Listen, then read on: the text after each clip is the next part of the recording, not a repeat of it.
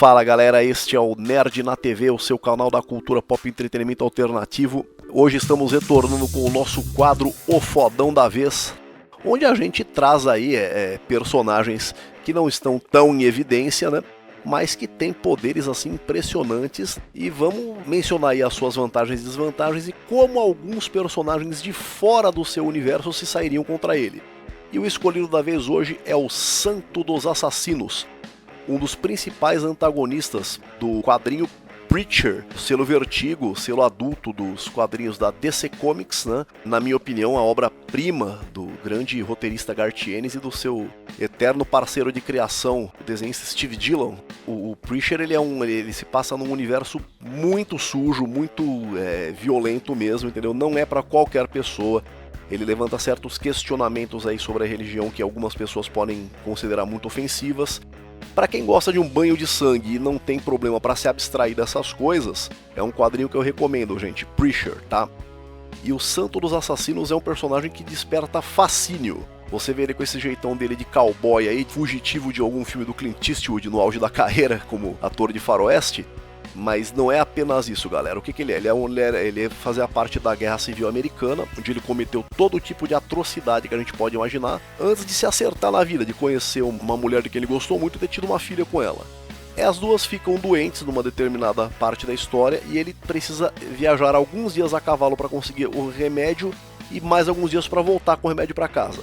O que acontece? Alguns desordeiros, bandoleiros que ele tinha conhecido, o atrapalho, ele não consegue chegar a tempo. Quando ele chega, as duas já estão mortas. Ele volta pro lugar, mata todo mundo que ele consegue matar, mas quando chega na hora de matar o verdadeiro responsável, as balas acabam. E o que acontece? Ele acaba sendo morto. Como ele não pensou duas vezes antes de matar gente inocente para chegar nos objetivos dele, ele acabou indo pro inferno. E lá a gente se depara com o Anjo da Morte totalmente entediado, ele e o diabo totalmente entediados, e resolvem que seria interessante transformar aquele cara num arauto da morte. O ódio que ele sentia era tanto que congelou as chamas do inferno, gente. Deixou o diabo puto da vida, a ponto dele chicotear o cara todinho, retalhar o cara todinho. Só que o que acontece? O Anjo da Morte e o diabo resolveram transformar ele nesse arauto da morte, costuraram ele todo, entendeu? Derreteram a espada do Anjo da Morte e acharam que seria uma boa ideia, isso na última chama do inferno que sobrou, né?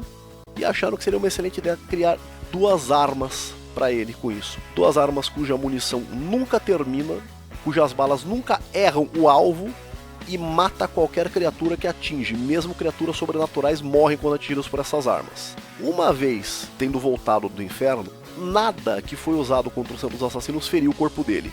Ele tem um nível de invulnerabilidade que faz inveja pro Super Saiyajins, pro Super-Homem, por aí vai, gente. É um nível de invulnerabilidade realmente muito alto, gente. Tem também uma super força vasta. Entre os feitos desse cara, a gente já viu ele ser atropelado por um ônibus e não se mexer, ele recebeu uma bomba atômica na cara e cuspir no chão, achar fraco, resistir à investida de todos os anjos do reino do céu, gente. Em termos do perigo dele, gente, basta dizer o quê? Que as armas dele também mataram todos os anjos do reino do céu, e ele foi capaz de matar o próprio demiurgo do seu universo, que era claramente o deus cristão, gente, correto? O que eu tenho a dizer aqui, gente? Precisa compreender uma coisa. Nesse universo do Preacher, tanto os anjos quanto Deus, as coisas são muito nerfados, gente, entendeu? Eles não são tão poderosos quanto a crença, quanto a forma que se descreve eles mostra. Eles são nerfados, entendeu? Ainda assim, são feitos a serem respeitados, são feitos complicados de você imaginar. Sobreviver aos tiros desse cara, entendeu? Destruir esse cara de alguma forma é complicado. Ele se mostrou vulnerável a uma única coisa em todo o quadrinho, em toda a série, que foi o dom da palavra do Jesse Custer. A gente tem que se lembrar que o Jesse Custer é o personagem principal da história. Ele era da seguinte forma: ele era um pastor, né? Aí uma entidade filha de um anjo com um demônio se apossou do corpo dele e deu a ele aquilo que eu chamei de dom da palavra. É o quê? Toda vez que esse cara manda alguém fazer alguma coisa, essa pessoa não consegue evitar de fazer. Ela vai e faz. Do tipo, contar quantos grãos de areia tem na praia, esse tipo de coisa, gente. Foi a única coisa que atingiu o Santo dos Assassinos de alguma forma. Foi a única coisa que fez ele parar. Então, e agora, gente? O que a gente tem fora desse universo que pode parar esse personagem? Vamos dar uma olhada? O crescimento do cinema nacional nas últimas décadas criou um novo mercado de trabalho para os artistas do audiovisual e criou também a necessidade da capacitação desses artistas. Com o domínio de determinadas técnicas e com as escolhas corretas, o curso Cineasta Indie vai ensinar a você que sempre quis ser um cineasta a realizar o seu projeto com baixo orçamento e com qualidade profissional, com qualidade adequada ao mercado. Em outras palavras, o aluno aprenderá a enxergar o seu trabalho como uma forma de lhe prover sustento e não apenas como uma expressão artística. Venha você também para o curso Cineasta Indie. Clique na descrição do vídeo e diga lá que foi o pessoal do Cosmic Nerd que mandou. E agora, galera, bora pro vídeo. Então começamos aqui com o grande Saitama, de One Punch Man. Galera, a gente sabe do poder que tem o Saitama, é um personagem super carismático, todo mundo gosta muito dele, mas galera, vamos lá. O Senhor dos Assassinos, ele suportou um ataque conjunto das forças do Reino do Céu, gente. É uma coisa pouco aí além do que o Saitama pode conseguir, entende? E eu, francamente, não vejo o Saitama tendo chance contra as armas do Senhor dos Assassinos. Então, o que a gente pode tirar aí dessa lista, provavelmente não seria favorito, teria muito pouca chance contra o Senhor dos Assassinos. Outro nessa linha seria o Super-Homem, galera. Além dele provavelmente não conseguir muita coisa em termos físicos, mesmo por mais que ele dê porrada no Senhor dos Assassinos, além dele provavelmente não conseguir nada com isso, ele ainda é vulnerável a coisas sobrenaturais, gente. A invulnerabilidade dele não funcionaria com as pistolas do Senhor dos Assassinos. Provavelmente morreria tentando, mas também não tem chances, gente. Um outro personagem interessante, já que nós estamos falando de controle mental, que foi o que afetou o Santo dos Assassinos dentro do seu próprio universo, a gente tem alguns exemplos interessantes. O mais interessante de todos é o Professor Xavier. Gente, o Professor Xavier realmente é um telepata poderoso, mas é preciso entender que o poder do Jesse Custer que afetou o Santo dos Assassinos afeta o alvo dele em escala sobrenatural, enquanto o Xavier ele se limita à escala psíquica, especificamente à escala psíquica. Então não há qualquer garantia de que o controle mental do Xavier possa funcionar contra o Santo dos Assassinos. Fica no ar, mas é muito provável que não funcione. É bem provável que não funcione. Então mais um que eu não apostaria contra o Santo dos Assassinos. Agora vamos falar de uma outra participante do universo Vertigo, selo adulto da DC Comics. Que tal a Morte, irmã de Sandman, um dos perpétuos mais queridos aí de quem lê a fase clássica do selo Vertigo da DC Comics. É preciso lembrar o seguinte, gente. Preacher se passa num universo totalmente paralelo. O Anjo da Morte, que se intimidou diante do Senhor dos Assassinos, nada tem a ver com a morte aí dos perpétuos. Apesar de serem do mesmo selo, não pertencem ao mesmo universo. Aqui a gente é uma coisa de se perguntar, né? Porque afinal de contas o Anjo da Morte do universo do Preacher tem o mesmo papel aí da morte dos perpétuos. Entretanto, como a gente já disse, seres sobrenaturais que enfrentaram Santo dos Assassinos, eles são respeitáveis, mas são nerfados. Não são tão poderosos quanto os seus equivalentes de outros universos. E eu acho que isso se aplica perfeitamente aqui à Morte, viu, gente? Tá aí uma coisa de se perguntar, né? Será que a Morte seria afetada pelas armas do Santo dos Assassinos? É uma coisa de se pensar, né? Já que o Santo dos Assassinos já morreu, já voltou e já sobreviveu aí às chamas do inferno, será que a Morte conseguiria levar ele de alguma forma? Então aqui a gente fica aí no ponto de interrogação, mas é um esquema interessante, seria um embate interessante. Ou será que ele simplesmente seria aí um arauto também da morte, como o do Anjo da Morte, de seu próprio universo? Uma coisa interessante. Agora vamos lá, galera. Agora vamos falar sério. Um adversário interessantíssimo para o Santo dos Assassinos seria, por exemplo, Saga, Cavaleiro de Ouro de Gêmeos do universo de Cavaleiro do Zodíaco. Lembrando que o ataque psíquico do Saga, ele afeta em escala espiritual, gente. E funciona de uma forma muito parecida que o Dom da Palavra.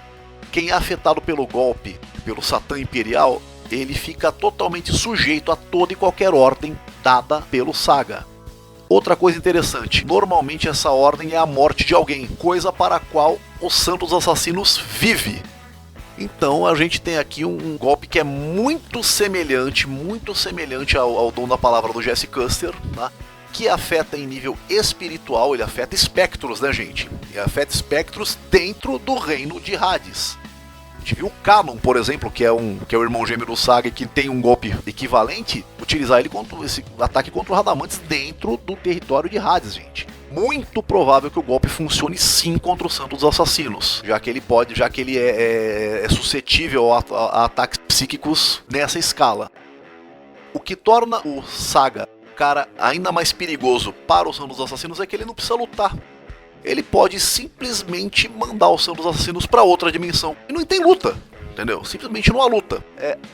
Uma coisa a se pensar aqui, o Santo dos Assassinos ele chegou no Reino dos Céus andando a pé, né? Então não sei, embora não tenha sido mostrado de forma explícita, né, que ele tem alguma forma de domínio dimensional ou teletransporte, ele fez isso, né? Não sei se ele sairia da outra dimensão no Saga, mas é uma outra coisa de se pensar. Também é preciso entender que o saque do Santo dos Assassinos é mais rápido que a visão humana pode comparar, mas com certeza não é mais rápido do que a movimentação de um Cavaleiro de Ouro. Com certeza não. Muito provavelmente o Saga seria capaz de golpear o Santo dos Assassinos antes que ele pudesse sacar a arma. Ainda no mesmo universo, nós temos o Ikki, que é um Cavaleiro de Bronze. O golpe fantasma também afeta a escala espiritual. A gente já viu alguns personagens dentro do universo dos Cavaleiros, na verdade apenas o Shaka, até onde eu me lembre, levar o golpe fantasma e não ser afetado por ele. Mas aí nós estamos falando de alguém que tem a mente numa outra esfera, né? O próprio Shaka diz que está numa esfera acima dos mundos, até mesmo onde os deuses podem ir. Então não é o caso esse do Santo dos Assassinos. Provavelmente também poderia ser afetado sim, se a gente levar em consideração que ele tem uma ligação humana presente com a própria família. Na série dos Santos Assassinos, a série própria dele, a gente viu, tem uma ligação ainda presente com a própria família, né? Isso poderia ser um prato cheio da mente dele para ser afetada pelo golpe fantasma. Também na série Preacher, onde ele trava quando Jesse Custer fala sobre a família dele. Então há sim uma chance aí, né? Considerando que ele conseguisse sacar antes e atirar no Ikki, o Ikki voltaria, gente. Aqui nós temos um caso onde o ferimento fatal das balas dos Santos Assassinos não seria permanente. A gente já viu que, mesmo com Cassidy, as armas não funcionam de forma permanente, né, que é um vampiro bem meia boca, diga-se de passagem, o que torna muito forçado as armas terem matado os anjos, né? E ainda teria que passar pela armadura, né? Que passaria, né? Porque atravessa literalmente qualquer coisa, mas ainda teria, assim, um nível de proteção, né? Então tá aí dois personagens do mesmo universo que poderiam ser um problema para os Santos Assassinos. E a gente tem outros personagens aí com poderes dimensionais que poderiam atirar ele para outra dimensão e evitar a luta. Temos aí magos com esse tipo de poder, temos o Doutor Estranho da Marvel Comics, temos o Doutor Destino da DC Comics, temos o Doutor Manhattan, poderia, sei lá, de repente derreter o chão sob os pés dos Santos Assassinos, fazer ele cair no vácuo, não sei, né? Não sei se ele poderia desintegrar a arma, porque o negócio foi forjado no fogo do inferno, né? Mas poderia sim, tem outras formas de se lidar com isso, né? A partir desse princípio. Então aí a gente tem aqui, galera, a gente tem que lembrar de uma coisa. Uma outra coisa interessante, o Flash, por exemplo, poderia tirar as armas da cintura dele antes que ele pudesse sacar. Ele é rápido, mas não tanto como a gente comentou ali do Saga, por exemplo. Nós estamos partindo, gente, do princípio que o personagem em questão que está enfrentando os Santos Assassinos conheça o perigo que as armas dele representam. Os Santos Assassinos com essas armas nas mãos é um perigo até para esses que a gente comentou, entendeu? Saga de Gêmeos, por exemplo, tem um poder destrutivo absurdo, tem a explosão galáctica que no episódio G a gente viu destruindo uma galáxia inteira literalmente, né? Mas o problema é que, como a gente disse, né, o Santos Assassinos ele suportou o ataque conjunto do Reino dos Céus, gente, entendeu? O nível de resistência dele é invejável. Anjos nerfados, bom lembrar, mas ainda assim, cara. Então, tipo de coisa que a gente tem que levar em consideração. Com as armas na mão, o Santos seria um problema para qualquer um desses que a gente mencionou. Não existe vitória certa aqui, lembrando que o Ikki poderia voltar a qualquer lugar, poderia morrer e simplesmente voltar. Lembrando isso, tá? No caso do Dr. Manhattan ele pode ficar intangível, mas eu não sei se isso adianta com a arma com as balas perseguidoras dos assassinos. Eu não sei se isso adiantaria, porque afinal de contas ali a gente tá lidando com escala sobrenatural. Beleza, pessoal? Galera, este é um personagem difícil de se arranjar adversário. Vocês aí têm alguma sugestão de alguém que pudesse vencer esse cara? Se tiverem, manda aqui pro nosso canal. Não esqueçam de curtir e compartilhar aí pra fazer o nosso canal crescer, beleza, galera? Então até o próximo Fodão da Vez. Abraço!